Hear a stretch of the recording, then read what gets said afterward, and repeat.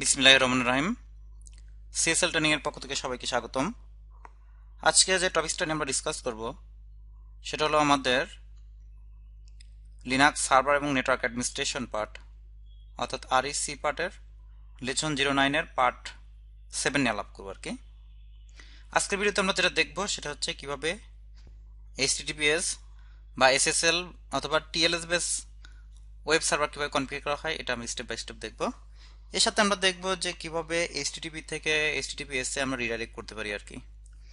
প্রথমে আমরা সিস্টেমে লগ ইন করি। তো লাস্ট ভিডিওতে আমরা যেটা দেখেছিলাম সেটা হচ্ছে কিভাবে সেলফ সাইন সার্টিফিকেট আমরা জেনারেট করতে পারি আর কি।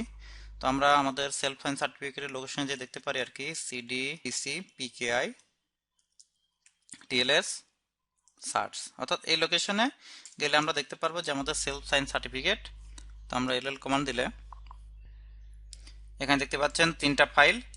এই তিনটা ফাইল ভিতরে একটা হচ্ছে সার্টিফিকেট ফাইল, অর্থাৎ যে সার্টিফিকেট ফাইলটা আমরা এখানে জেনারেট করেছিলাম, অথবা যেটা আমরা সিএ থেকে আমরা পারচেস করব আর কি। আর এখানে দেখতে পাচ্ছেন সিএসআর অর্থাৎ সার্টিফিকেট সাইনিং রিকোয়েস্ট আর কি। এটা সিএসআর অর্থাৎ যে কোম্পানি এসএসএল সার্টিফিকেটটা কিনবে তাদের পার্সোনাল ইনফরমেশন। আর এটা হচ্ছে আমাদের কি ফাইল, অর্থাৎ এটা হচ্ছে আমাদের কি প্রাইভেট কি আর কি।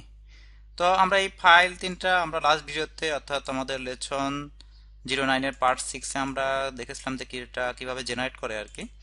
আর এখানে একটা জিনিস এনশিওর করে রাখবেন, সেটা হচ্ছে আমাদের যে কি ফাইল, তো কি ফাইলের পারমিশন যেন অবশ্যই কি আমাদের রিড রাইট ফরম্যাট থাকে, অর্থাৎ 6000।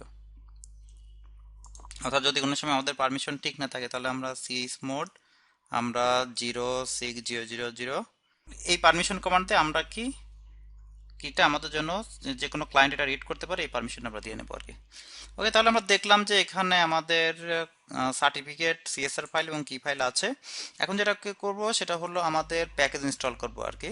তো আমরা জানি যে আমাদের HTTPS এর প্যাকেজ হচ্ছে মোড এসএসএল, অর্থাৎ এখানে এসএসএল এর একটা মডিউল ইনস্টল করতে হবে আর কি। তো আমাদের তো অলরেডি আমাদের ডিফল্ট ওয়েব সার্ভার এখানে আছে আর কি। আমরা এখানে ব্রাউজারে গেলে যে www.cslcbt.com এখানে দেখতে পাচ্ছেন আমাদের ব্রাউজার আছে, কিন্তু এটা নর্মাল HTTP হোস্টিং। যখন আমরা এটা SSL এনাবেল করব আর কি, তখন এটাকে HTTPS এ রান করবে আর কি। তো যেহেতু আমাদের ওয়েবসাইট এখানে রান করতেছে তার মানে আমাদের এখানে HTTP প্যাকেজ আছে আর কি।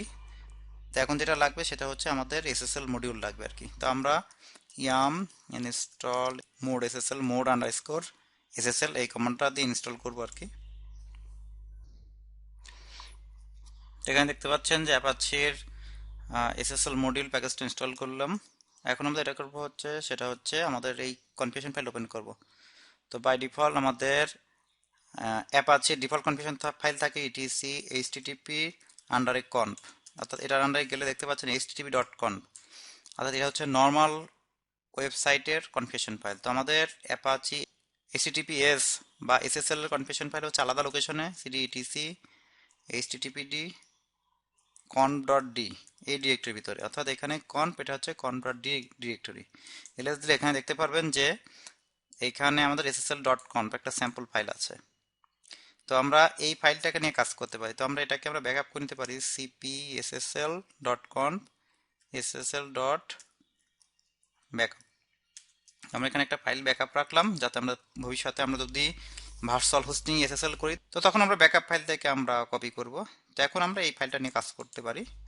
তো vim ssl.conf আমরা সেট নাম্বার দেব, সেট লাইন নাম্বার। তো দিলে এখানে দেখবেন যে মোটামুটি 217টা লাইন আছে আর কি। তো এখানে A to Z কনফিগারেশন আছে আমাদের SSL এর জন্য। তো আমাদের এখানে কিছু কিছু লাইনে আমাদের কাজ করতে হবে আর কি। তার ভিতর প্রথমে আমরা যাব হচ্ছে আমাদের ডকুমেন্ট পাথ, অথবা যেখানে আমাদের ডিফল্ট ডকুমেন্ট রুট ডিরেক্টরি এখানে দেখতে পাচ্ছেন 59 নম্বর লাইনে আর কি। এখানে বাই ডিফল্ট হ্যাশ দেওয়া আছে বা কমেন্ট করা আছে। তো আমরা এটা হ্যাশটা তুলে দেব, অর্থাৎ যে আমাদের ওয়েবসাইটের এগেইনস্টে আমরা SSL করব। তো আমাদের ডিফল্ট ওয়েবসাইটের পাথ হচ্ছে var.html। তো আমরা হ্যাশটা তুলে দিই, অর্থাৎ আনকমেন্ট করে দিলাম। এখন যেটা হচ্ছে আমাদের ওয়েবসাইটের নেম, আমাদের ওয়েবসাইটের নাম হচ্ছে এখানে example.com আছে। এই আমরা হ্যাশটা তুললে আমরা এখানে দিব হচ্ছে www.cslcbt.com। ওকে, এরপরে আমাদের নিচের দিকে আসবে যেখানে হচ্ছে আমাদের সার্টিফিকেট তো এখানে দেখতে পাচ্ছেন যে এসএসএল ইঞ্জিন অন, তো এটা বাই ডিফল্ট অন থাকবে, এসএসএল প্রোটোকল অন। এখন আমাদের সার্টিফিকেটের পাথটা কোথায়? সার্টিফিকেটের পাথ হচ্ছে এখানে দেখতে পারবেন নিচের দিকে আসলে এটা হচ্ছে 100 নম্বর লাইনসে। এখানে দেখতে পাচ্ছেন যে এসএসএল সার্টিফিকেট ফাইল। তো আমরা জানি যে এসএসএল সার্টিফিকেট আমাদের আছে হচ্ছে ইটিসি পিকেআই টিএলএস এবং সার্চ, এবং ওখানে এটা হচ্ছে লোকাল হোস্ট, এখানে স্যাম্পল ফাইল দেওয়া আছে। তো আমরা এটা আমাদের সার্টিফিকেটটা কি নামে আছে আমরা আলাদা একটা টার্মিনাল করে দেখতে পারি আর কি, যে সার্টিফিকেট কি নামে আছে, সিডি ইটিসি পিকেআই টিএলএস সার্চ। ওকে, তাহলে এখন দেখেন আমাদের পিডব্লিউটি এটা ইটিসি পিকেআই টিএলএস সার্চ, তাহলে এই পাথটা দেখতে হবে এবং আমাদের সার্টিফিকেটের নাম কি আছে, এটা হচ্ছে সার্ভার 0.crt। তাহলে আমাদের দেখতে পাচ্ছেন আমাদের পাথটা ইটিসি পিকেআই টিএলএস সার্চ এবং আমাদের সার্টিফিকেটের নাম হচ্ছে সার্ভার 0.crt। ওকে, তাহলে আমাদের এসএসএল সার্টিফিকেটের পাথ এখানে দেখানো হলো। এরপর হচ্ছে কি ফাইল, 107 নম্বর লাইনে কি ফাইল আছে।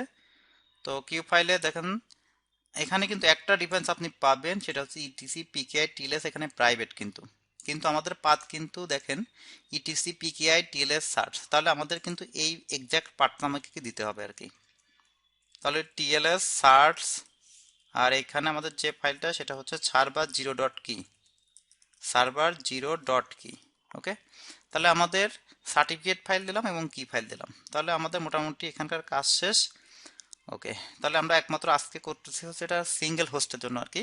পরবর্তীতে যদি ভার্চুয়াল হোস্টিং করা হয়, অর্থাৎ একাধিক ভার্চুয়াল হোস্টিং এর জন্য আমরা এসএসএল ডিফাইন করতে চাই, তো সেক্ষেত্রে আলাদা আলাদা এরকম কনফিগারেশন করতে হবে আর কি। আমরা এটা সেভ করব, সেভ করার পরে আমরা সার্ভিস স্টার্ট দেবো, অর্থাৎ সিস্টেম সিটিএল রিস্টার্ট এইচটিটিপিডি। এখন আমাদের এইচটিটিপিএস বা আমাদের এইচটিটিপিএস এর পোর্ট অর্থাৎ 443 আমাদের ফায়ারওয়াল অ্যালাউ করতে হবে আর কি। তো firewall CMD hyphen hyphen permanent hyphen hyphen add port অথবা অ্যাড সার্ভিস আমরা যে কোনো একটা দিতে পারি 443/TCP, যেহেতু এটা টিসিপি পোর্ট টিসিপি।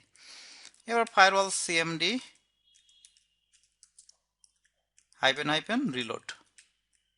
এখন আমরা এটা ব্রাউজার থেকে ব্রাউজ করতে পারি, অর্থাৎ আমরা এতক্ষণ দেখলাম যে এইচটিটিপি দিয়ে CSLCBT, এখন আমরা HTTPS দিয়ে দেখবো, https://www.cslcbt.com। তো এখানে দেখতে পাচ্ছেন এখানে your connection is not secure, তার মানে আমাদের এখানে এসএসএল সার্টিফিকেট আমাদের এখানে অ্যাকসেপ্ট করতে হবে। অ্যাডভান্সে যাব আমরা, এখানে দেখতে পাচ্ছেন অ্যাড এক্সেপশন, তো আমরা অ্যাড এক্সেপশনে যাব। এখানে দেখতে পাচ্ছেন গেট সার্টিফিকেট, তো গেট সার্টিফিকেট আপনি নেওয়ার আগে আপনি ভিউতে দেখতে পারেন আর কি যে কোন কোম্পানির জন্য বা কাদের জন্য এসএসএলটা জেনারেট করা আছে।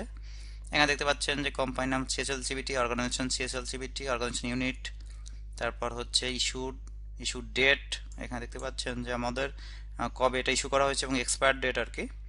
এখানে আপনি ডিটেলসে যে আপনার সিগনেচার বা বিভিন্ন ধরনের আপনার অ্যালগরিদম সার্টিফিকেট সিগনেচার অ্যালগরিদম আপনি দেখতে পারবেন আর কি।